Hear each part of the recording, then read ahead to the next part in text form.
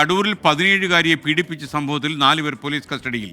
കേസിലാകെ 9 പേരെ പ്രതി ചേർത്തു. 4 പേർ കസ്റ്റഡിയിലായി. വിവരങ്ങളുമായി ശ്രീജിത്ത് ശ്രീകുമാരൻ ചേരുന്നു. Sreejith, good morning.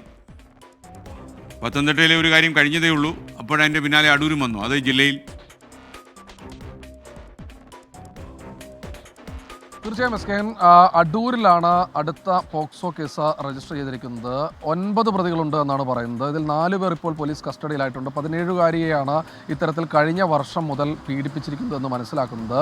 എന്തായാലും ഈ പെൺകുട്ടി സ്കൂളിലേക്ക് പോയിട്ടുണ്ടായിരുന്നില്ല, +2 വിദ്യാർത്ഥിനിയാണ്. അങ്ങനെ അധ്യാപകരും അതുപോലെ തന്നെ രക്ഷിതാക്കളും നടത്തിയ ഒരു ചോദ്യം ചെയ്യൽ, അല്ലെങ്കിൽ ആ കുട്ടിയുടെ വിവരങ്ങൾ ചോദിച്ചറിയുകയായിരുന്നു.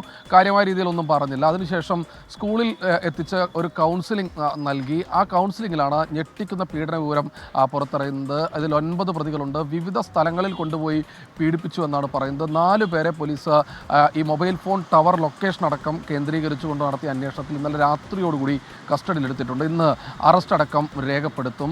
ഈ പെൺകുട്ടിക്ക് കൗൺസിലിംഗ് നൽകി വരുന്നുണ്ട്. മറ്റു പ്രശ്നങ്ങൾ, ആരോഗ്യ പ്രശ്നങ്ങളൊന്നും പെൺകുട്ടിക്ക് ഇല്ല എന്ന് പറയുന്നു. കൂടുതൽ പ്രതികൾ 9 പ്രതികളാണ്.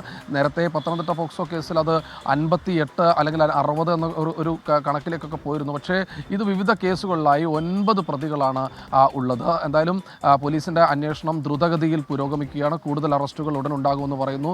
പത്തനംതിട്ട ജില്ലയിൽ നിന്ന് തന്നെയാണ് ദൗർഭാഗ്യകരമായ അടുത്ത വാർത്തയും റിപ്പോർട്ട് ചെയ്യേണ്ടി വരുന്നത്. എസ് കെ ശ്രീജിത്ത് ശ്രീകുമാരനാണ് വിവരങ്ങൾ നൽകിയത്.